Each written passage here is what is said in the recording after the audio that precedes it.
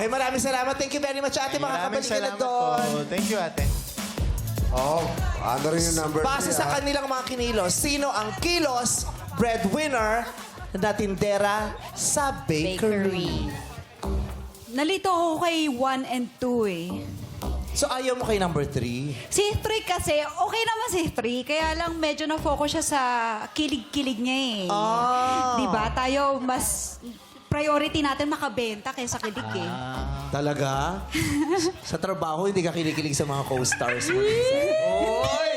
May naging jowa ka bang kasama mo sa trabaho? Wala. Mamatay? Mamete. Sino yung recent? Wala. Di ba may recent? Wala ka nga daw. Sino yung kinilig kang ka-eksena mo? Oo. Yung totoo. Kada naman meron ako nakaka-partner, kinikilig Kay, ako. kay Pag Jacqueline Jose? kasi Kinikilig ka kay Jacqueline Jose? Wala na yun. Wala na pala siya. Oo. Kanino ka pinakakinilig? Hindi kapag kapag ka-eksena mo Kay siya, John Arcilia. gano'n. Depende, basta ka-eksena, tapos kailangan dun sa... Pag love team, ganyan. Ay, kay Gabby Concepcion, nakakakilig sila. Yeah. Oo. Ayun. Pag kailangan dun, kasi first required gano'n. Wow. Say. Ah, Okay. Denmark,